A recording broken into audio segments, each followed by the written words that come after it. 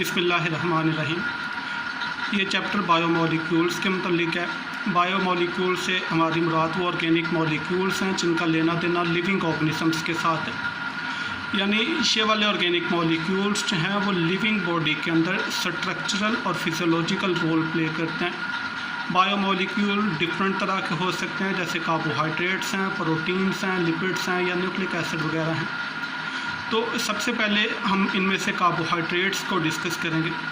Carbohydrates की जब भी बात होती है तो सबसे पहले जो चीज़ ज़हन में आती है वो आती है शुगर्स।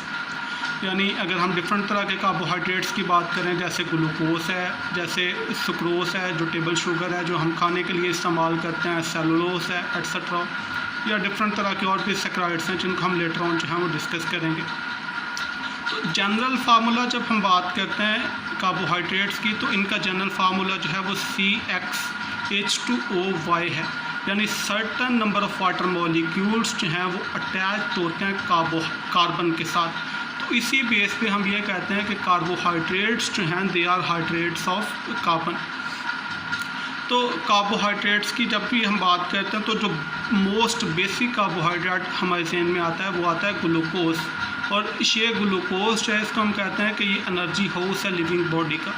यानी आप जितने भी काम जो है वो कर रहे होते हैं उसके लिए जो एनर्जी रिक्वायर्ड होती है वो अल्टीमेटली ग्लूकोज की मेटाबॉलिज्म से आ रही होती है।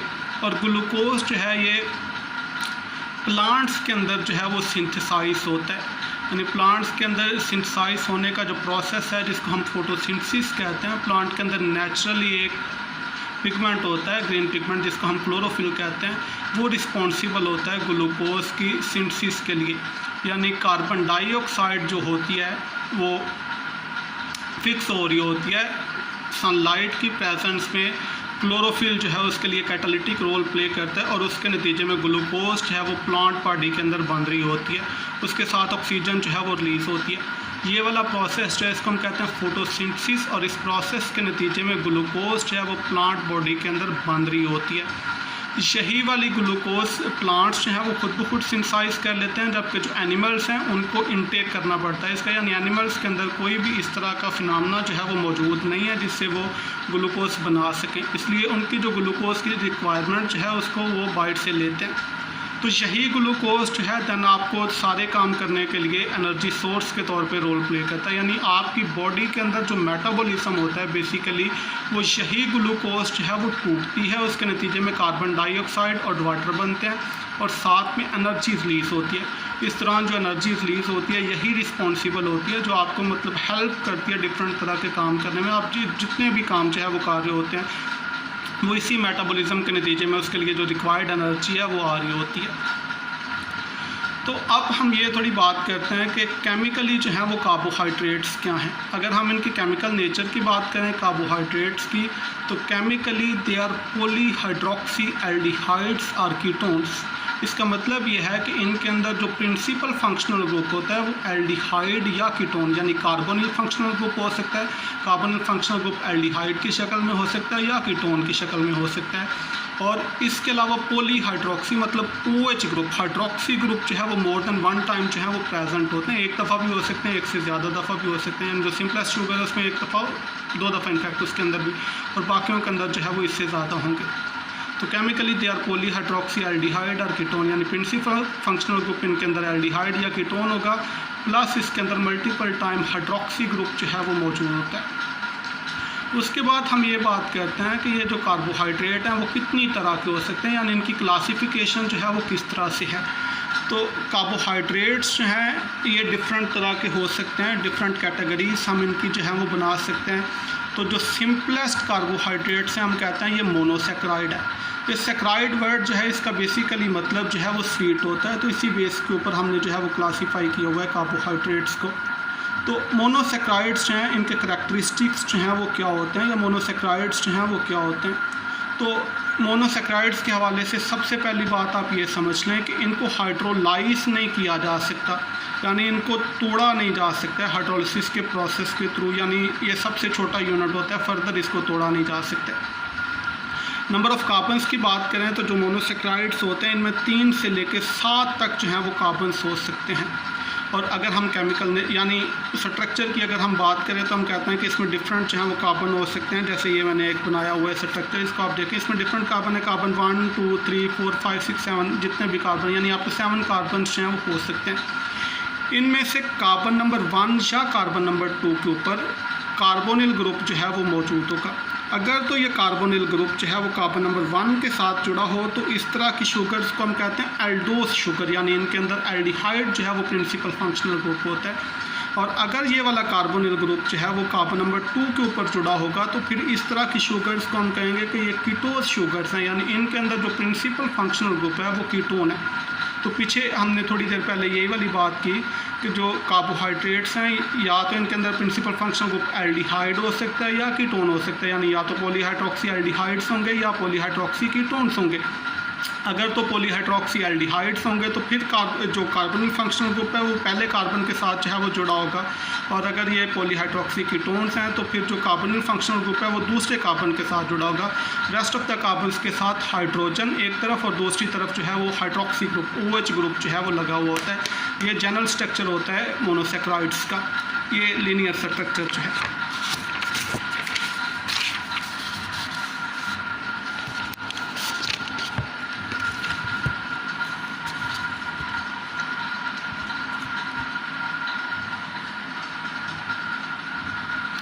अब ये कार्बोहाइड्रेट्स का स्ट्रक्चर जो है इनको ड्रा किस तरह से करना है, डिफरेंट तरह से जो है वो ड्रा किया जा सकता है। सबसे पहले हम बात करेंगे इनके ड्रा करने का एक तरीका जिनको हम फिशर प्रोजेक्शंस कहते हैं। इसमें शे वाली जो लाइन है इसके ऊपर शे वाली जगह जो है, ये जगह ये आप यूँ समझ लें कि ये कार्बन को रिप्रेजेंट कर रही है, और इसी कार्बन की कि एक तरफ आप देखेंगे यानी जो फर्स्ट कार्बन है उसके साथ aldehydic functional group CH2 group लगा हुआ है, और जो टर्मिनल कार्बन है वो CH2OH इस फॉर्म में है।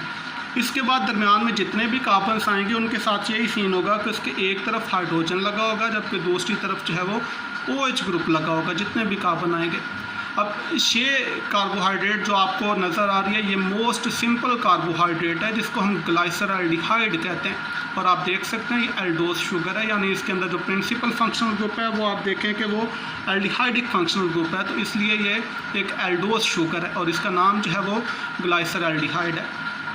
यानी इसके टॉप पे जो है पहले कार्बन जो है वो कार्बोनिल कार्बन है, जो टर्मिनल कार्बन है वो हमेशा CH2OH की शक्ल में होता है। दरमियान में जितने भी कार्बन आते हैं उनके एक तरफ हाइड्रोजन जबकि दूसरी तरफ जो है वो OH ग्रुप जुड़ा हुआ होता है। इसके बरक्स आप इसको देखें तो ये भी एक 3 कार्बन शुगर है। आप इसमें देखें जो कार्बोनिल ग्रुप है वो सेकंड कार्बन पे है, तो पीछे अभी हम बात कर रहे थे कि अगर कार्बन का जो ग्रुप है वो सेकंड कार्बन पे हो तो इस तरह की कार्बोहाइड्रेट्स को हम कहते हैं ये कीटो शुगर्स हैं यानी कीटोस हैं।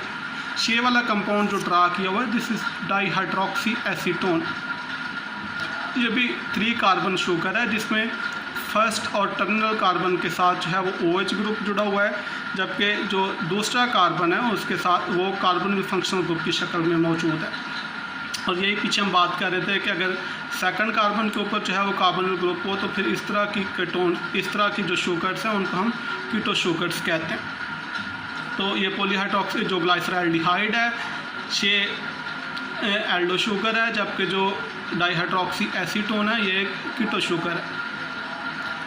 अब इसके बाद हम थोड़ी ये चीज़ें डिस्कस करेंगे, मतलब बिफोर मूविंग ऑन फर्दर हम ये कुछ स्टीरियोकेमिस्ट्री की बात करेंगे, फिर उसके बाद हम बाकी जो है वो दोबारा वापस आएंगे इसी टॉपिक के ऊपर। अब स्टीरियोकेमिस्ट्री क्या है? आइसोमर्स की आप सारे लोगों को समझ है कि आइसोमर्स क्या होते हैं। आइसोमर्स ऐसे कंपाउंड होते हैं जिनका मॉलिक्यूलर फार्मूला जो है वो सेम होता है लेकिन स्ट्रक्चरल फार्मूला जो है वो डिफरेंट होता है। इस तरह के आइसोमर्स का जो कॉन्सेप्ट है इनको हम कहते हैं ये कॉन्स्टिट्यूशनल आइसोमर्स हैं, जिसमें हम फंक्शनल ग्रुप आइसोमर्स की बात कर लेते हैं, जिसमें हम पोजीशन आइसोमर्स की बात कर लेते हैं एटसेट्रा। लेकिन स्टीरियो आइसोमर्स जो हैं they are bit different from constitutional isomers, यानी स्टीरियो आइसोमर्स वो होते हैं जिनका मॉलिक्यूलर फार्मूला के साथ साथ इनका जो स्ट्रक्चर फार्मूला है वो भी सेम होता है, लेकिन जो स्टीरियो आइसोमर्स होते हैं they differ with respect to orientation of groups in space, यानी इनमें कन्फिगुरेशन जो है वो डिफरेंट होती है। स्ट्रक्चर अगरचे एक ही होता है लेकिन स्पेस के अंदर जो ग्रुप्स की ओरिएंटेशन है वो डिफरेंट होती है। इस तरह के आइसोमर्स जो होते हैं इनको हम कहते हैं स्टीरियो आइसोमर्स, यानी इनमें एनांशोमर्स हो सकते हैं या डायस्टीरियोमर हो सकते हैं, जिसकी अभी हम थोड़ी देर में बात करते हैं। तो स्टीरियो आइसोमर्स जो हैं इनके अंदर एक टर्म जो है जिसको समझने की ज़रूरत है, और स्टीरियो आइसोमरिज्म का फिनोमेना शो करने के लिए ये वाली चीज़ जो है ये मैंडेटरी भी है, और ये है स्टीरियोजेनिक सेंटर। स्टीरियोजेनिक सेंटर ऐसे कार्बन को हम कहते हैं जो कि टेट्राहीड्रल हो, यानी टेट्राहीड्रल कार्बन ऐसा है जो कि प्लेनर नहीं है, टेट्राहीड्रल कार्बन, और उसके साथ जो 4 ग्रुप जुड़े हुए हैं, चारों के चारों ग्रुप जो हैं वो डिफरेंट होने चाहिए।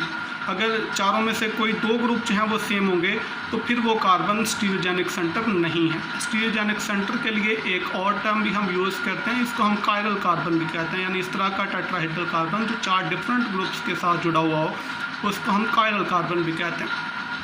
अच्छा, अब जिस कंपाउंड के अंदर भी एक स्टीरियोजेनिक सेंटर होगा वो लाजमी तौर पे ऑप्टिकली एक्टिव कंपाउंड होगा। अब यहाँ पे आपको ये समझने की ज़रूरत है कि ऑप्टिकली एक्टिव कंपाउंड क्या है। ऑप्टिकली एक्टिव कंपाउंड्स हम उन कंपाउंड्स को कहते हैं कि जब उनके ऊपर प्लेन पोलराइज्ड लाइट फॉल करवाई जाए।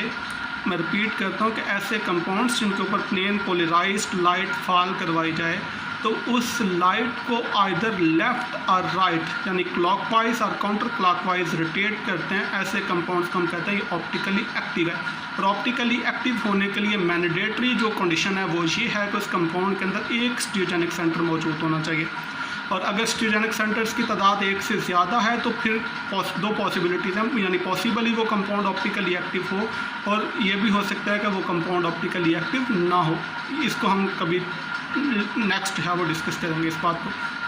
तो अगर तो कंपाउंड के अंदर एक ही स्टीरियोजेनिक सेंटर है तो फिर लाजमी बात है कि वो कंपाउंड ऑप्टिकली एक्टिव होगा। अब इस तरह के जो आइसोमर्स होते हैं उनको हम नाम क्या देते हैं? ये आइसोमर्स जो होते हैं इनको हम कहते हैं ये एनांशोमर्स हैं, यानी एक ही कंपाउंड के 2 non super imposable mirror images जो हैं इनको हम कहते हैं ये एनांशोमर्स हैं।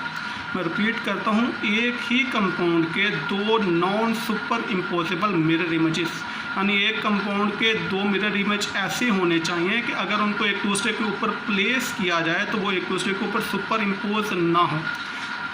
ये लाजमी शर्त है कंपाउंड के ऑप्टिकली एक्टिव होने के लिए, यानी कंपाउंड और उसका मिरर इमेज वो नॉन सुपर इम्पोजेबल होने चाहिए, यानी जब उनको एक दूसरे के ऊपर प्लेस किया जाए तो वो एक दूसरे के ऊपर एग्जैक्टली फिट ना हो, और अगर वो एक दूसरे के ऊपर सुपर इम्पोज हो जाते हैं तो फिर वो कंपाउंड ऑप्टिकली एक्टिव नहीं हो सकता। अब ये कन्फिगुरेशन जो है इसको हम ड्रा कैसे करते हैं और कन्फिगुरेशन जो है वो असाइन कैसे की जाती है। मैं यहाँ आपको कुछ कंपाउंड जो है, यही कंपाउंड जो ग्लाइसरल्डिहाइड अभी थोड़ी देर पहले हम डिस्कस कर रहे थे, ये आपको मैं एक तरह से ड्रा किया हुआ जो है वो दिखाता हूँ। ये इसको हम कहते हैं जी एब्सोल्यूट कन्फिगुरेशन। ये अभी एब्सोल्यूट कन्फिगुरेशन की थोड़ी देर में बात करता हूँ। आप इस कार्बन को देखें, इस कार्बन के साथ जो है वो 4 ग्रुप जुड़े हुए हैं, यानी एक तरफ CHO ग्रुप है, एक तरफ OH है, एक तरफ CH2OH है और एक तरफ जो है वो हाइड्रोजन है।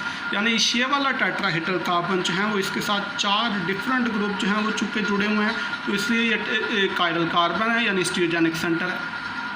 अब ये जो ड्रा किया हुआ है, ये ड्रा करने का तरीका क्या है? इस तरह की ड्राइंग जो है इसको हम कहते हैं ये वेज एंड डैश स्ट्रक्चर है।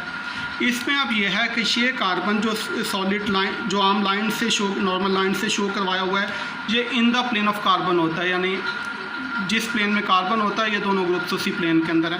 और ये जो सॉलिड वेज है ये फ्रंट वर्ड है, यानी टूवर्ड्स रीडर होता है, और ये जो डैश लाइन है ये अवे फ्रॉम द रीडर है।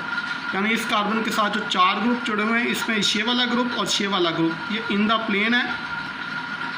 ये वाला ग्रुप जो है वो फ्रंट वर्ड है यानी टुवर्ड्स रीडर, और ये वाला ग्रुप जो है ये बैकवर्ड है यानी अवे फ्रॉम रीडर। तो जब भी हम इस तरह का स्ट्रक्चर जो है वो ड्रा करेंगे इसका मतलब जो है वो यही होगा। अब इसके बरक्स आप अब इसको देखें तो ये दोनों जो हैं वो एक दूसरे के मिरर इमेजेस हैं, और ये mirror images non super imposable हैं। तो चूँकि ये दोनों एक दूसरे के non super imposable mirror images हैं इसलिए ये एनांशोमर्स हैं। आप एक को उठा के दूसरे के ऊपर रखोगे तो ये किसी भी तौर जो है वो फिट नहीं होगा। अब मैं आता हूँ इनके नाम की तरफ। आप नाम देखो तो आप देखो कि एक को मैंने R ग्लाइसरल्डिहाइड लिखा हुआ है, जबकि दूसरे को मैंने जो है वो S ग्लाइसरल्डिहाइड लिखा हुआ है। ये R और S जो है ये इस तरह से इनका नाम जो है वो बन गया। इसी चीज़ को हम कहते हैं, ये इनकी एब्सोल्यूट कन्फिगरेशन है। और एब्सोल्यूट कन्फिगरेशन असाइन करने का तरीक़ेकार जो है वो क्या है, ये यहाँ पे मैं थोड़ा सा आपके साथ डिस्कस करता हूँ। यानी कंपाउंड जो ड्रा किया हुआ है जिसमें कायरल कार्बन आपको नज़र आ रहा हुआ है, जिसके साथ 4 डिफरेंट ग्रुप जुड़े हुए हैं, उसको आपने बिल्कुल इसी तरह से ड्रा कर लेना है, यानी जिसमें आप वेज और डैश स्ट्रक्चर जो है वो शो करवाएंगे।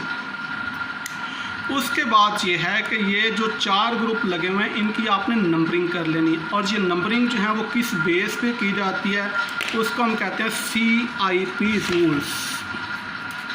ये 3 लोग थे, कान, इनगोल्ड और प्रीलॉक। इन लोगों ने ये रूल जो हैं वो डिवाइस किए थे नंबरिंग करने के। इसी बेस पे हम इसको CIP रूल कहते हैं। यानी कायरल कार्बन के साथ जो 4 ग्रुप जुड़े हुए हैं उनकी आपने नंबरिंग कर लेनी है 1 2 3 4। और ये नंबरिंग करने का तरीका, यानी किस बेस पे ये नंबरिंग जो है वो की जाती है, आप इसको डिटेल में देख सकते हैं, या कहीं भी हम जब RS नोमेनक्लेचर पढ़ेंगे तो वहाँ पे हम डिस्कस कर लेंगे। आप ये समझ लें कि ये वाली नंबरिंग जो है ये एटॉमिक नंबर की बेस के ऊपर की जाती है। जिसका एटॉमिक नंबर ज़्यादा है उसको पहले नंबर देना है, जिसका एटॉमिक नंबर कम है उसको नंबर जो है वो बाद में हम देंगे। यानी ये जो 4 ग्रुप जुड़े हुए हैं इनकी मैं नंबरिंग कर लेता हूँ। सबसे पहले OH ग्रुप जो है इसको हम नंबर 1 कहेंगे, ये प्रायोरिटी लिस्ट में पहले आता है। दूसरे नंबर पे CH2, तीसरे नंबर पे CH2OH, और हाइड्रोजन जो है वो इसमें प्रायोरिटी में सबसे आखिर में आएगा। यानी आप हमने जो 4 ग्रुप जुड़े हुए हैं टेट्राहेड्रल कार्बन के साथ, कायरल कार्बन के साथ, वो हमने नंबरिंग कर ली। पहला काम ये होता है इसमें एब्सोल्यूट कन्फिगरेशन असाइन करने के लिए। दूसरा काम यह है कि जो लोएस्ट प्रायोरिटी का ग्रुप है वो हमेशा अवे फ्रॉम द लीडर होना चाहिए। यहाँ आप देख सकते हैं इसी तरह से है, यानी हाइड्रोजन जो प्रायोरिटी में सबसे कम है वो अवे फ्रॉम द लीडर है। पहला काम आपने ये किया कि कायरल कार्बन के साथ जुड़े हुए ग्रुप्स जो उनकी हमने नंबरिंग कर ली। उसके बाद जो है वो हमने ये किया कि जो लोएस्ट प्रायोरिटी का ग्रुप है वो ऑलरेडी पीछे की तरफ है, वेल कोई हमें करने की ज़रूरत नहीं। और अगर ये पीछे की तरफ ना हो तो कंपाउंड को आपने इस तरह से रोटेट करवा देना है कि ये पीछे की तरफ चला जाए। वंस आपने ये काम कर दिया, फिर आपने एक एरो की शक्ल में आपने स्टीयरिंग व्हील जो है वो बना लेना है 1 से 2 और 2 से 3 की तरफ।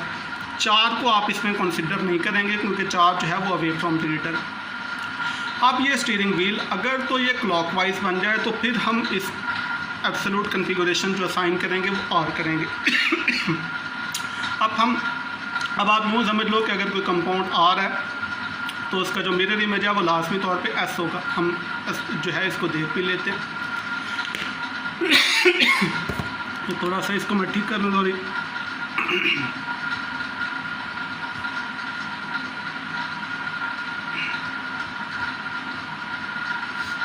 ये हाइड्रोजन है, ये मिरर इमेज है जी इसका। अब अगेन हम इसकी नंबरिंग जो है वो कर लेते हैं। सबसे पहले जो है वो OH नंबर 1 पे आ जाएगा, CHO जो है ये नंबर 2 पे आ जाएगा, CH2OH जो है ये नंबर 3 पे, और हाइड्रोजन जो लोएस्ट प्रायोरिटी का ग्रुप है वो नंबर 4 पे। अगेन जो लोएस्ट प्रायोरिटी का ग्रुप है वो चूँकि अवे फ्रॉम द लीडर है तो आपको कुछ भी करने की ज़रूरत नहीं है। अब हम स्टीयरिंग व्हील बना लेते हैं जी 1 से 2 की तरफ और 2 से 3 की तरफ। तो ये स्टीयरिंग व्हील जो बना है ये काउंटर क्लॉकवाइज है। तो जब भी काउंटर क्लॉकवाइज ये स्टीयरिंग व्हील बनेगा तो हम कहेंगे ये S कन्फिगरेशन है, और पीछे जब क्लॉकवाइज बना था तो ये कन्फिगरेशन जो है हमने इसको R कहा था। अब ये वाले दोनों कंपाउंड हैं वो चूँकि एक दूसरे के ऊपर non super imposable mirror image हैं एक दूसरे के, तो ये एक दूसरे के क्या होंगे, ये एनेंटियोमर्स हैं। और चूँकि कंपाउंड जो है इसके अंदर स्टीरियोजेनिक सेंटर मौजूद है तो इसलिए ये कंपाउंड ऑप्टिकली एक्टिव होगा। अब ये बात कि ये कौन सा कंपाउंड जो है वो इसमें क्लॉकवाइज जो है वो रोटेट करवाएगा प्लेन पोलराइज्ड लाइट को, और कौन सा कंपाउंड जो है वो काउंटर क्लॉकवाइज रोटेट करवाएगा प्लेन पोलराइज्ड लाइट को। जो कंपाउंड क्लॉकवाइज रोटेट करवाएगा उसको हम कहते हैं ये डेक्स्ट्रो रोटेटरी है, और जो काउंटर क्लॉकवाइज करवाएगा वो लिवो रोटेटरी है। सॉरी। तो यहाँ पे आप ये एक बात ध्यान में रख लें कि आप कन्फिगरेशन दे के ये नहीं बता सकते हैं कि कौन सा कंपाउंड जो है वो डेक्स्ट्रो रोटेटरी होगा और कौन सा कंपाउंड जो है वो लिवो रोटेटरी होगा। ये हमेशा एक्सपेरिमेंटली डिटरमिन किया जाता है कि कौन सा कंपाउंड जो है वो डेक्स्ट्रो रोटेटरी है और कौन सा कंपाउंड जो है वो लिवर रोटेटरी है। यहाँ पे मैं ख़त्म कर रहा हूँ, इसके बाद जो बाकी बातें हैं वो इसके बाद दूसरे में हम डिस्कस करेंगे लेक्चर। Thank you.